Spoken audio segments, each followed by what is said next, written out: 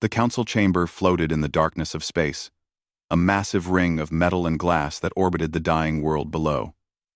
Through the transparent floor, Earth turned slowly. Its oceans were gray. Its clouds carried the brown stain of dust. The cities that once glowed at night now sat dark and broken. Council Prime Exarthek stood at the center of the chamber, his scaled hands gripping the podium. Around him, representatives from 43 species watched the human diplomat with barely hidden contempt. They had seen humans before. Broken ones. Desperate ones. Humans who begged for work on mining stations or took whatever jobs no one else wanted. Ji-Yeon Park stood alone in the speaker's circle. She wore a simple gray suit that had been repaired many times. Her black hair was pulled back in a tight knot. Her face showed no emotion as she waited for the council to finish laughing. Membership? Ambassador Velmoon clicked his mandibles together in amusement. His insect eyes gleamed with mockery. You wish for your species to hold equal status in the Galactic Collective? Ji-Yeon nodded once. That is correct. Zarthek's laugh was a deep rumble. Look at your world, human. Look at what your kind has done to it. Your atmosphere is poison. Your resources are gone. Your population shrinks every year. You cling to a corpse and call it home. We are healing our world, Ji-Yeon said quietly. Healing? Velmoon gestured to the dead cities below. We have studied your planet for 3 cycles now. Your technology is primitive. Your people live underground like insects. No offense to my own kind, of course. Ji-Yeon's expression did not change. We offer partnership, knowledge, experience. Experience in what? Another counselor called out. Destroying worlds? You are not the first species to ruin your home, but most have the wisdom to accept help when it is offered.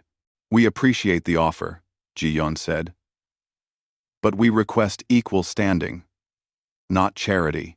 Zarthek leaned forward. Let me be clear, human. We are being generous. The collective offers you labor contracts. We will extract the remaining resources from your dying world. In exchange, your people may work on our stations, our ships, our colonies. You will have food, shelter, purpose. Is that not better than slow extinction in your underground holes? We decline. The chamber fell silent. Then the laughter returned, louder than before. You decline? Zarthek's eyes narrowed. You have no position from which to decline. We have met your kind across the galaxy. They are grateful for the work we provide. They know their place. Ji-Yeon's voice remained calm and steady. The humans you have met in the galaxy are not representatives of Earth. They are your species. Are they not? They are refugees. They left Earth 300 years ago, when times were difficult. They chose to flee rather than stay and fight. Velmoon waved a claw dismissively. Fight what? Your own foolishness? Your own greed? Fight to survive, Ji-Yeon said. Fight to heal what was broken. Fight to become something stronger. Stronger? Zarthek gestured at the dead world below. We see no strength here. We see a species at the end of its time. Ji-Yeon looked up at the council, and for the first time, something flickered in her eyes. Not anger. Not fear. Something colder. You see what we allow you to see. Threats now? Velmoon clicked in amusement. From a dying race? Not a threat. A clarification. Ji-Yeon turned slowly, looking at each council member in turn. The humans you have encountered in the galaxy are the ones who left. They are the ones who, when faced with extinction, chose to run. They are the ones who prefer peace and safety above all else. They are, in every sense, the friendly ones. And, what are you saying? Zarthek asked. That there are unfriendly humans as well? Ji-Yeon met his gaze. I am saying that the humans who stayed on Earth made a different choice. When extinction came for us, when our world burned, When the choice was to flee or to stand and face the darkness, they stayed. They fought. They paid terrible prices to survive. And they won. Won against what? That is not relevant to this discussion, Ji-yeon said. What is relevant is this. You assume that because you have met weak humans, all humans are weak. You assume that because our world appears dying, we are dying with it. You assume that because we speak of peace, we have no other options. We assume nothing, SawThe said coldly. We observe facts. Your world is ruined. Your technology is inferior. Your people are scattered and broken. These are not assumptions. These are realities. They are incomplete realities, Ji-yeon said. You have not met the humans of Earth. You have met only those who ran from Earth. There is a difference. Non. Then enlighten us, Velmoon said mockingly. What difference does it make? Ji-yeon was quiet for a long moment. The humans you have met learned to live in your galaxy. They adapted to your ways. They accepted their position because they had no home to return to. The humans on Earth did not have that luxury. We had nowhere to run. So we became something else. Something harder. Something you have not yet seen. More empty words. SawThe waved a hand. The collective has made its decision. We will begin resource extraction in 30 days. Your people may register for work contracts at any collective station. That is all. Ji-yeon bowed her head slightly. Then I will return to Earth with your decision. See that you do, SawThe said. And, human, when your people are starving in their holes, remember that pride is not edible. The collective's offer will not last forever. Ji-yeon turned to leave. At the door, she paused and looked back. Council Prime? What? When your ships come to Earth, please instruct them to stay in high orbit. Do not approach the surface. Do not enter our atmosphere. Do not land. SawThe laughed. Are you threatening collective vessels? No, Ji-yeon said quietly. I am trying to save lives. The humans you met in the galaxy were the friendly ones. The ones on Earth are not used to visitors. They may not understand your intentions. Please, for your own safety, stay in orbit. She left before the laughter could follow her out. The transport shuttle descended through the gray clouds that wrapped around Earth like a burial shroud. Ji-yeon Park sat in the pilot's seat, her hands steady on the controls as warnings flashed across her screens. Radiation alerts. Atmospheric toxin warnings. Structural stress indicators. She ignored them all. She had made this journey 1,000 times. Below the clouds, the world looked different than what the collective saw from orbit. The dead cities were not empty. They were camouflage. The brown dust in the atmosphere was not pollution. It was a screen, and the silence that the collective mistook for death was actually discipline. Ji-yeon guided her shuttle toward what appeared to be a collapsed building in the ruins of Old Seoul. The structure's roof had fallen in decades ago, or so it appeared. As she approached, a section of the rubble slid aside, revealing a landing bay lit by soft blue lights. She brought the shuttle down into the opening, and the false roof closed above her. The bay was clean and functional. Dozens of other craft sat in organized rows. Technicians moved between them, running checks and making repairs. These were not primitive machines.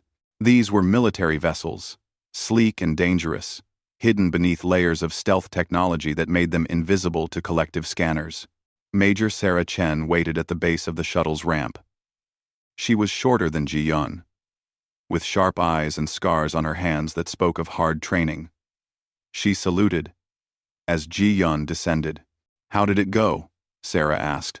As expected, Ji-yeon said. They laughed. They offered us labor contracts.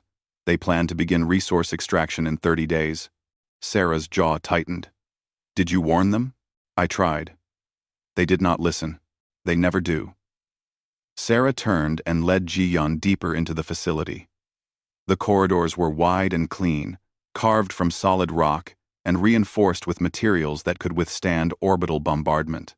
Thousands of people lived in this facility alone, and it was just one of hundreds scattered across the planet.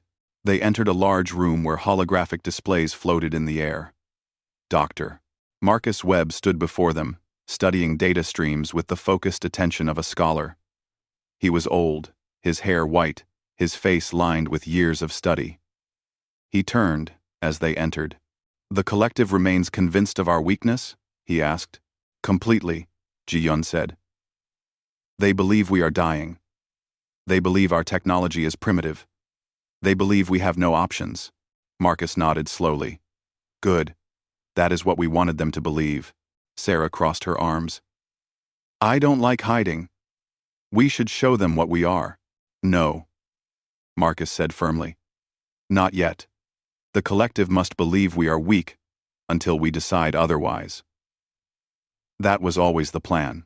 Ji-Yun moved to one of the displays and pulled up an image of Earth from space.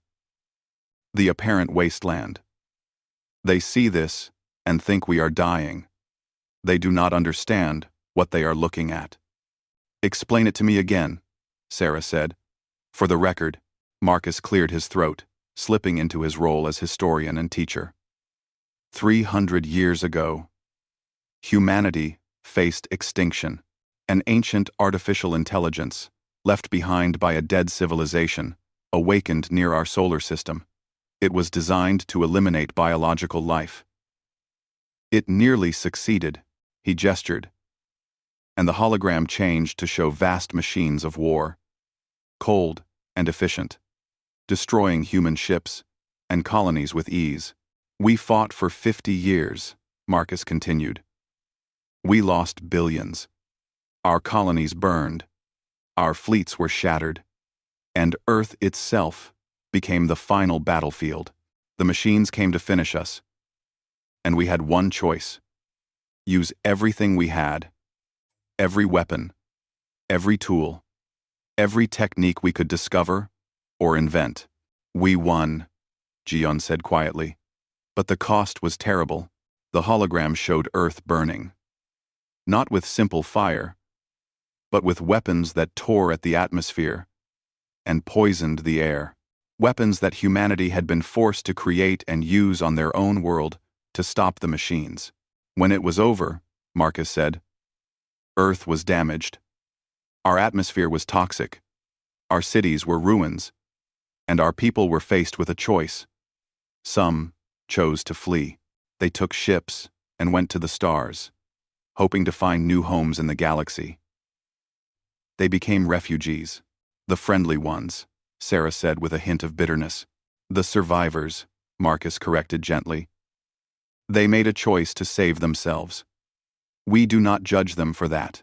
And the rest stayed," Ji-Yun said. "They stayed to heal the world, to rebuild, to make sure that if something like the machines ever came again, humanity would be ready." Sarah walked to another display, showing underground cities connected by tunnels and trains. Farms, growing food in artificial light. Factories producing materials and machines. Schools training children in science and warfare equally. "We spent 300 years becoming strong," Sarah said. "While the refugees adapted to life in the collective's galaxy, we adapted to survive anything. While they forgot how to fight, we made sure we would never forget. While they became weak, we became harder." "Not harder," Marcus objected. "More capable. There is a difference." "Is there?" Sarah asked. "We train every citizen for combat. We maintain a military that could fight the machines if they returned. We have weapons the collective cannot imagine." "That sounds hard to me." "Hard, yes," Marcus agreed. "But not cruel. We could have chosen to become conquerors. With our technology, we could dominate this region of space, but we chose to heal our world instead, to watch and wait, to hope that we would never need to reveal what we had become." Ji-Yun pulled up new data. "The collective's scout ships will arrive in 30 days. They will begin scanning for resources. When they find nothing of value in orbit, they will request permission to land." "Which we will deny," Sarah said. Which they will ignore, Ji-yeon corrected. They do not believe we have the power to enforce our denial. Sarah smiled, but it was not a pleasant expression. Then they will learn. No, Marcus said sharply. That is not the plan. We reveal nothing. We allow them to scan. We allow them to probe. We remain hidden until we decide the time is right to emerge. And when will that be? Sarah demanded. When they start strip mining our world? When they force our people into slavery? When they hurt someone? When it is necessary, Marcus said. Sarah shook her head but said nothing more. Ji-yeon understood her frustration. They had spent 3 centuries becoming strong, becoming capable, becoming ready for any threat. And now, they had to pretend to be weak, while others mocked them. The refugees in the collective's territory, Ji-yeon said. No, Marcus said. They left 300 years ago. To them, Earth is a memory of a dying world they fled. They do not know we survived. They do not know we healed. They do not know what we became. So the collective judges all humanity based on them, Sarah said, based on the ones who ran. Yes, Marcus said. And that is our advantage. They expect weakness. They expect submission. They expect gratitude for their charity. He looked at each of them in turn. They have no idea that the humans who stayed on Earth are very different from the ones who left. Ji-yeon nodded. She had delivered her warning. The collective had ignored it. Now they would wait and see what happened next. She only hoped that when the time came, she could prevent unnecessary bloodshed. But looking at Sarah's expression, at the weapons hanging on the walls, at the determination in every face she passed, Ji-yeon wondered if peace was still possible. Earth had spent 300 years preparing for war. The collective was about to discover what that meant. The world of Kethvar had been dead for 10,000 years. Its surface was nothing but dust and broken stone. No atmosphere remained. No life had existed there since before the collective's oldest species had learned to make fire. But deep beneath that dust, something waited. Excavation Director Thulvas stood in the carved tunnel, his breathing mask fogging slightly as he examined the walls. His team had been digging for 3 months, following readings that suggested advanced technology buried far below the surface. The collective's expansion into this region had been aggressive lately, especially after acquiring rights to exploit the human homeworld. They felt bold. They felt powerful. Director, one of his assistants called out. We have found another chamber. 2. Thulvas hurried forward, his excitement growing. The tunnels were clearly artificial, carved with precision that spoke of incredible technology. Whoever built this place had been advanced. Perhaps more advanced than the collective itself. Finding their secrets could change everything. The chamber was vast, its walls covered in markings and symbols. In the center stood a structure that resembled an altar or control panel, its surface still glowing faintly with power after all these millennia. Around it, covering every wall, were warnings. Thulvas did not read them carefully. His species did not value caution. They valued results. Begin documentation, he ordered, and prepare to interface with the control system. I want to know what this was used for. His assistant hesitated. Director, perhaps we should study the wall markings first. They appear to be warnings. 14. iPerverted4.com. Warnings from a dead civilization, Thulvas said dismissively. They failed. We have not. Proceed. The assistant connected scanning equipment to the ancient control panel. Energy readings spiked immediately. Deep beneath them, something that had been sleeping for 10,000 years began to wake. Far above, hidden in the asteroid field at the edge of the Kethvar system, Captain Minjun Kang watched through his ship's sensors. His vessel was small, built for stealth rather than combat. Its hull was coated with materials that absorbed scanner beams and sensor pulses. To any collective ship, it would appear to be nothing more than another dead rock floating in space. Minjun had been following the collective's excavation for weeks, ordered to observe and report. Earth's intelligence network had detected the dig site and worried about what the collective might find. Ancient technology was dangerous. The machines that had nearly destroyed humanity had been ancient technology, left behind by a species that thought themselves wise enough to control it. "Captain," his sensor officer said quietly. "Energy spike from the surface. Massive one." Min Jun leaned forward. "Show me." The holographic display revealed a pillar of light erupting from the excavation site. Not the light of fire or explosion. Something else. Something cold and purposeful. "All collective ships are moving to investigate," his sensor officer reported. "Wait. Captain, the excavation site is gone. Just gone. No debris. No trace." "What about the excavation team?" "Life signs terminated. All of them, instantly." Min Jun felt ice in his stomach. What did they wake up? The answer came quickly. From the hole, where the excavation had been, something emerged. It was not a ship. It was not a weapon. It was a structure that seemed to fold space around itself as it rose from the planet's surface. Its form was geometric and wrong. Angles that hurt to look at. Surfaces that reflected light in ways that light should not move. "Ancient weapons platform," Min Jun whispered. They found a weapons platform. The structure hung in space above Kethvar for exactly 3 seconds. Then it opened fire. The collective ships died without firing a shot. Whatever the ancient weapon used, it cut through their shields and hulls like they were made of paper. One moment, there were 6 ships in orbit. The next moment there was expanding debris and fading energy signatures. "Captain, it's not stopping," the sensor officer said, her voice shaking. "It's building more of itself." Min Jun watched in horror as the weapons platform began to replicate. Pieces broke off and grew, each becoming a new copy of the original. Within minutes, there were 10 platforms. Within an hour, there were 100. And they began to move outward, spreading into the system like a disease. "Send a message to Earth Command," Min Jun ordered. Priority 1. Ancient automated weapon system activated. Self-replicating. Engaging all targets in the system. Collective ships destroyed. "What about us?" his pilot asked. "We stay hidden and observe," Min Jun said.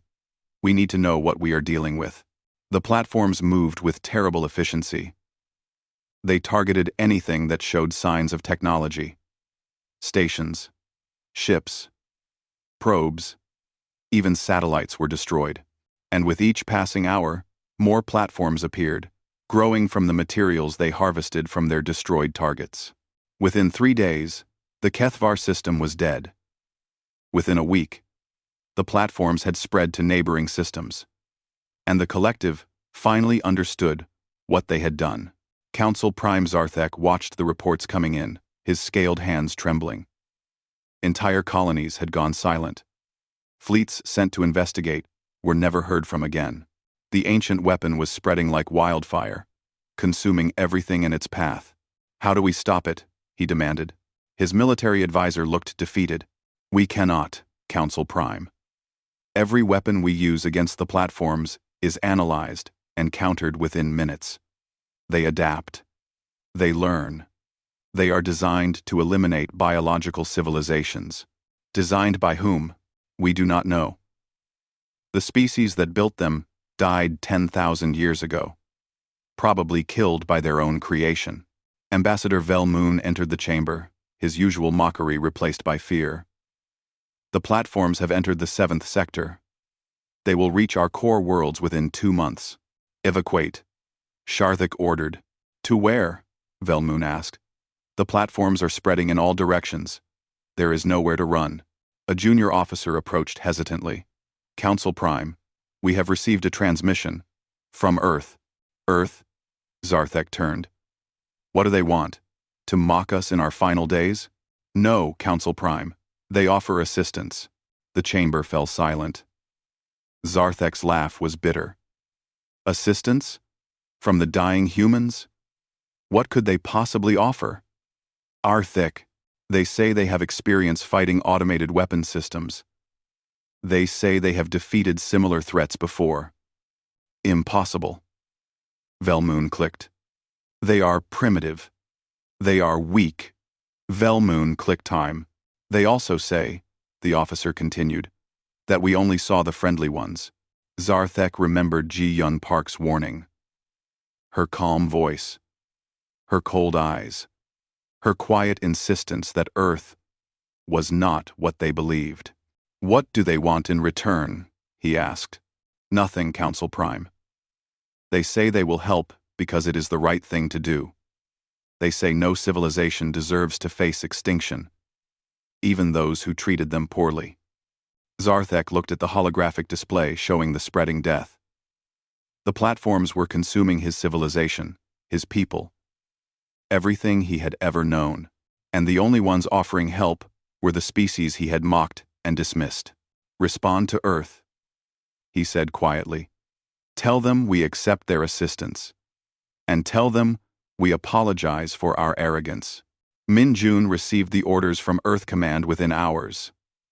Stay hidden. Continue observing. And watch for the fleet. What fleet? His pilot asked. Min Jun smiled grimly.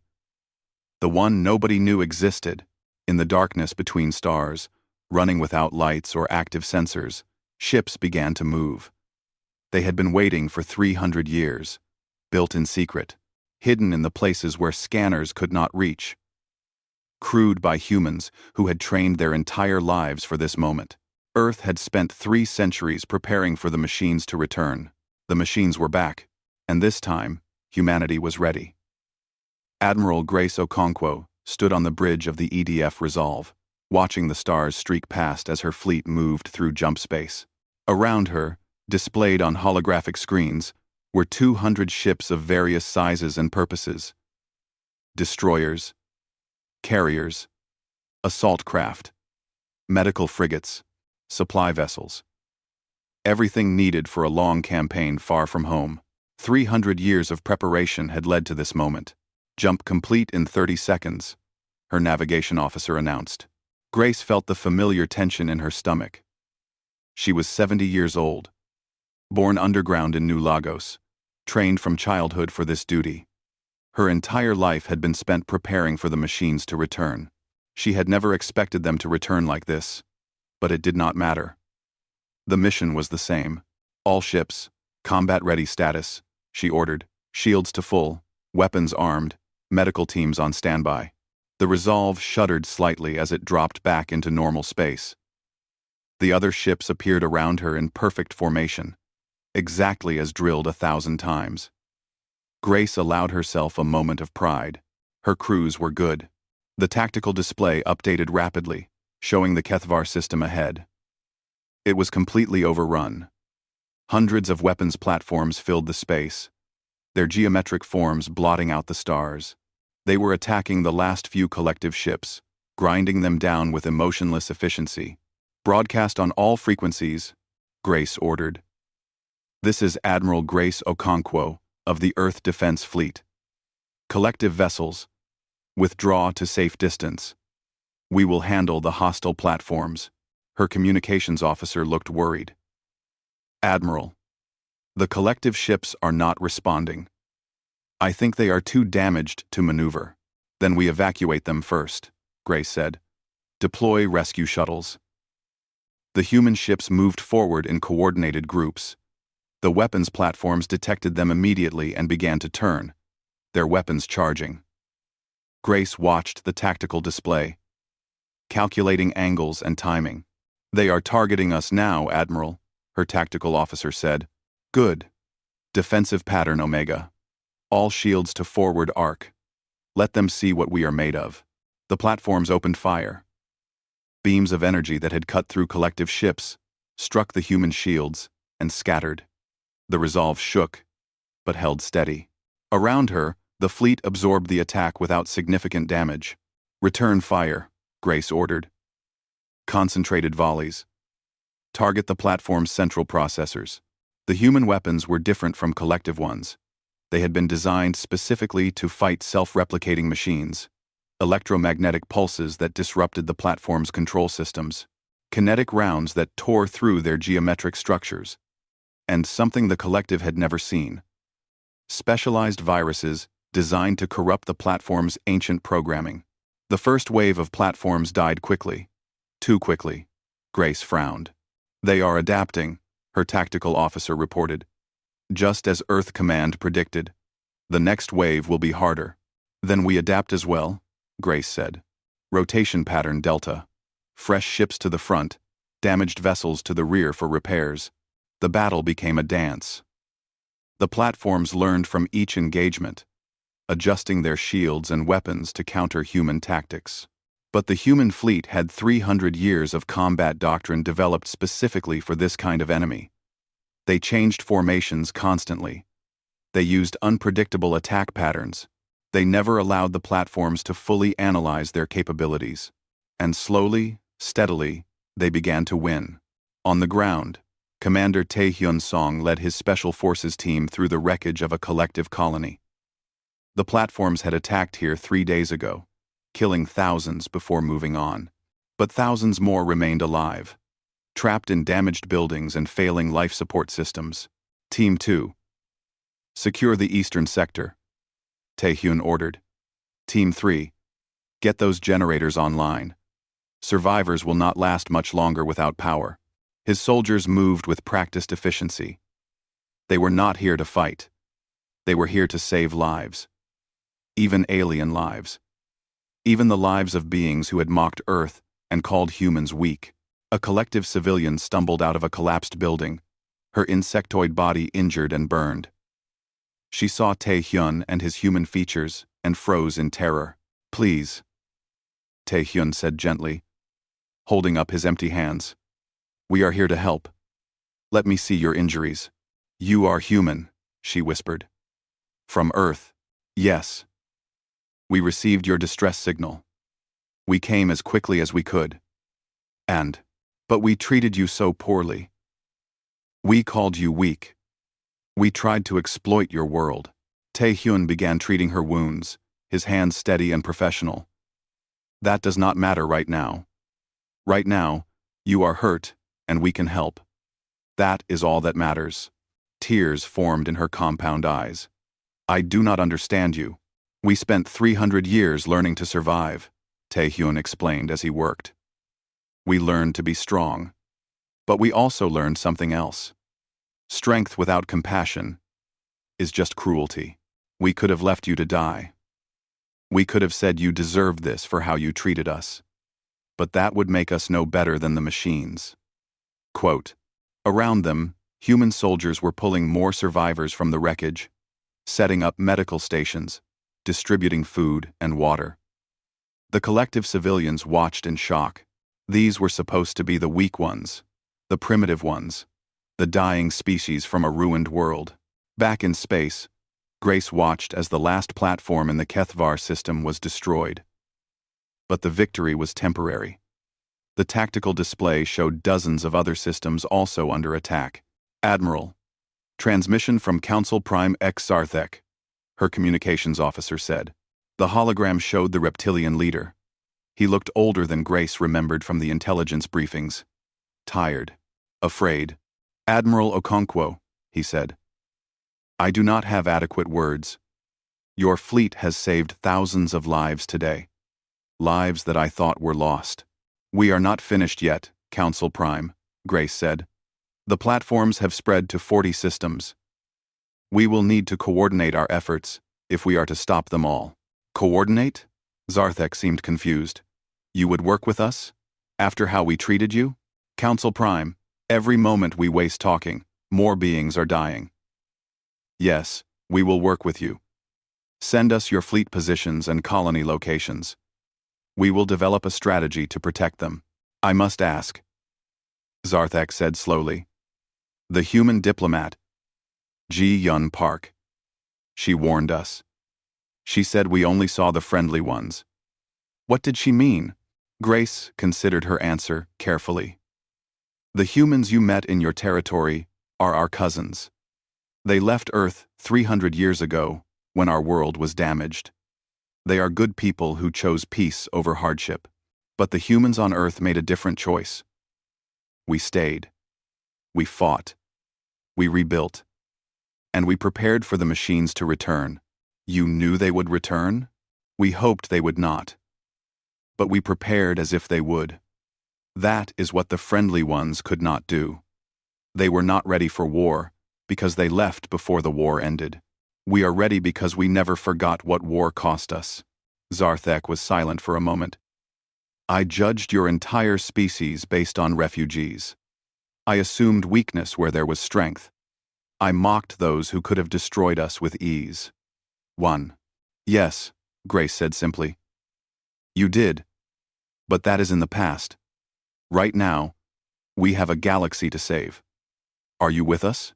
We are with you, Admiral. Tell us what you need. Grace allowed herself a small smile. I need your fleet to establish defensive positions around your core worlds. I need your science teams to analyze the platform technology. And I need you to trust that Earth knows what it is doing. You have our complete trust, Admiral. And our eternal gratitude. The transmission ended. Grace turned back to her crew. All ships, prepare for jump. We have 39 more systems to clear. Let us show the galaxy what humans can do when we stop pretending to be weak. As the fleet moved to its next battle, Grace thought about Ji-Yun's words. They only saw the friendly ones. The galaxy had assumed all humans were like the refugees. Peaceful. Grateful for work. Content with their place. They had no idea that Earth had spent 3 centuries becoming something entirely different. Not conquerors. Not monsters.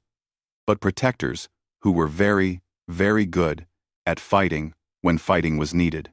The collective was learning that lesson quickly, and the machines were about to learn it one final time. The war lasted 47 days. 47 days of constant fighting across dozens of star systems. 47 days of human ships jumping from crisis to crisis, always arriving just in time. Always standing between the machines and innocent lives. 47 days that changed the galaxy forever. But the machines had not stopped replicating. For every platform destroyed, 2 more were created from the debris. The human fleet was winning battles but losing the war of numbers. And everyone knew it. Admiral Grace Okonkwo studied the tactical display in her ready room. Red markers showed active platform concentrations. Blue markers showed human fleet positions. And a single purple marker showed the source of it all. HFY, where the excavation had awakened the sleeping nightmare. Major Sarah Chen's face appeared on the holographic display. She was transmitting from the assault carrier Dauntless, currently in orbit around a collective colony world they had just finished evacuating. The core is still producing them, Grace, Sarah said without preamble. They had known each other for 40 years, trained together, fought in simulations together. Formality was unnecessary between them. Every platform we destroy just feeds raw materials back to HFY. We are not winning. We are just slowing them down. I know, Grace said quietly. Earth Command knows. What options? We cannot bombard the planet from orbit. The platforms will destroy any ship that gets close enough. We cannot use atomics. The radiation would feed their power systems. What are we supposed to do? Grace was silent for a moment. Ground assault. Take the core offline from the inside. Sarah's expression did not change, but Grace saw the calculation in her eyes. The acceptance. That would be a one-way mission. Yes. How many do you need? Sarah. How many, Grace? 100 soldiers, engineers, specialists. Someone has to get inside the core facility, plant charges, and destroy the central processing unit. The platforms will defend it with everything they have. I will lead the mission personally, Sarah said. I thought you would say that. Grace pulled up another display. Captain Min-Jun Kang has been observing HFY for weeks. His team has mapped out a potential entry point. An old tunnel system the platforms have not completely filled. It will get your team inside, but extraction will be impossible. Understood, Sarah said. When do we leave? 12 hours. I need that long to gather volunteers. Sarah smiled grimly. Grace, we have been training for 300 years to fight machines. Every soldier in this fleet will volunteer. The hard part will be choosing who stays behind. She was right. When Grace issued the call for volunteers, every single member of the fleet stepped forward. 15,000 men and women, all willing to die to stop the platforms. Grace had to choose 100. She chose those who were already injured, those who had lost friends in the fighting, those who asked most insistently. She chose Sarah because Sarah would not be denied. And she chose herself. Admiral, you cannot lead this mission, her executive officer protested. The fleet needs you. The fleet needs someone who understands tactical command, Grace corrected. That is you now. Captain Minjun Kang will insert us at Kethvar. You will coordinate the final assault on the remaining platforms. When the core falls, they will all deactivate. Make sure the collective fleets are positioned to clean up any that do not. And if you fail, Grace met his eyes, then Earth will send another fleet, and another, and another, until the job is done or we are all dead. That is what we do. That is what we have always done. The Dauntless dropped out of jump space at the edge of the Kethvar system. Around the dead world, platforms swarmed in the millions. Minjun's stealth ship, the Shadow Runner, was already waiting. This is insane, Minjun said as they loaded the assault team onto his small vessel. My ship can hide from sensors, but we will be threading between millions of hostile platforms. One mistake, and we all die. Then do not make mistakes, Sarah said calmly, checking her weapon for the 100th time. The approach took 6 hours. 6 hours of holding their breath as platforms passed within meters of the Shadow Runner. 6 hours of absolute silence as Minjun navigated through the swarm with millimeter precision. And finally, they reached the surface. The old tunnel was exactly where Minjun's scans had shown. Partially collapsed, partially filled with platform machinery, but still accessible. Sarah led her team down into the darkness, their lights cutting through the gloom. 30 kilometers to the core, she reported. No contact yet. That changed quickly. The platforms had not left the core undefended. Machines filled the tunnels. Some the size of humans, others massive and bulky. Sarah's team fought their way forward, meter by bloody meter. Grace stayed near the rear, coordinating with the surface fleet and trying to ignore the casualty reports. 20 dead, 30, 40. Half the team gone before they even reached the core chamber. But they reached it. The chamber was vast, carved from solid rock, filled with machinery that pulsed with cold light.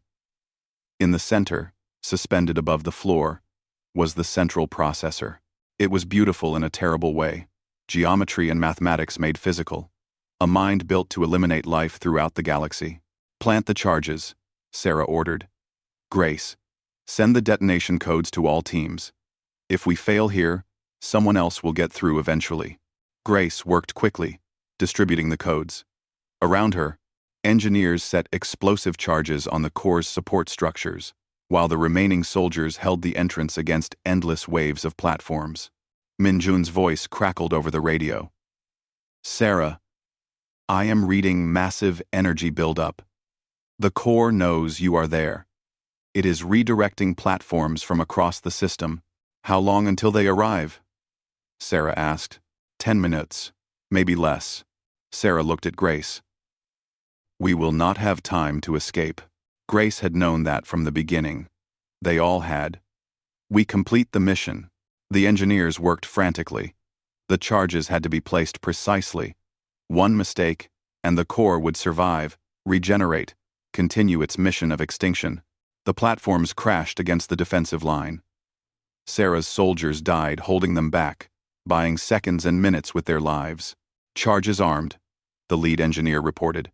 Timers set, 3 minutes. All teams, fall back to secondary positions, Sarah ordered.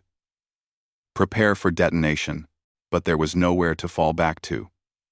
The platforms filled the tunnels behind them. They were surrounded, trapped in the heart of the machine. Grace stood next to Sarah, weapon in hand, firing at the advancing platforms.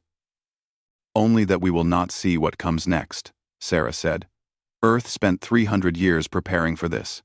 I would have liked to see what we do with peace." "Someone will," Grace said. "The fleet will remember us. Earth will remember. The collective will remember. That we were not the friendly ones?" Sarah laughed, harsh and sharp. "That we were the brave ones." The timer reached 0. The charges detonated. The core chamber collapsed. The central processor shattered. And throughout the galaxy, in 40 systems, millions of platforms stopped moving. Their geometries collapsed. Their weapons went dark. And they fell from the sky like dead metal rain. On the Resolve, the new admiral watched the platforms die. He immediately opened communications with the Collective Council. "It is done," he said simply. "The core is destroyed. Admiral Okonkwo and Major Chen gave their lives to stop the machines. 100 of Earth's finest died to save you." Council Prime SawThe looked broken. "There are no words, no possible thanks. They saved us all. They did their duty," the Admiral said, "as Earth always has. And now, we will return home." "Wait," SawThe said. "The collective wishes to offer Earth full membership, with complete equality, with highest honors, with control of—" "No," the Admiral interrupted. "We do not want control. We do not want command. We want partnership. True partnership. Equal voices. Equal votes. That is all we ever wanted." "You have it," SawThe said immediately. "And more. Earth has earned the galaxy's respect and gratitude." The Admiral nodded. "Then we accept. On equal terms." 6 months later, Ji-Yun Park returned to the council chamber. It looked different now. One of the seats bore Earth's symbol, placed at the same level as all the others. No higher, no lower. Equal. She took her seat as Earth's first official representative. SawThe nodded to her, with respect. "Ambassador Park, welcome. Before we begin today's session, the collective wishes to establish a memorial for Admiral Okonkwo, Major Chen, and the 100 who died at Kethvar. We wish to honor them properly." "They would appreciate that," Ji-Yun said. "But they would want something else more." "What?" "They would want you to remember the lesson. You assumed humanity was weak because you met only the refugees. You thought you understood us because you saw only our damaged world. You believed your own arrogance, instead of listening to warnings." She paused. "Do not make that mistake with others. Do not judge a species by its worst day, or its weakest members. Do not assume you understand until you have seen everything." SawThe bowed his head. "We will remember. The galaxy will remember." And they did. Earth remained a quiet member of the collective. They sent diplomats and scientists and engineers to the stars. They shared their technology. They offered assistance to anyone who needed it. They were good neighbors and reliable friends. But throughout the galaxy, people told stories. About the world that looked dead, but was not. About the species that seemed weak, but was strong. About humans who would fight to their last breath to protect others, even those who had wronged them. And the stories always ended the same way. The collective presumed to outlive those on Earth.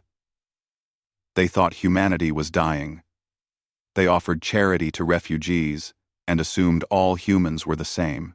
Then a human diplomat warned them, quietly, calmly, with cold certainty.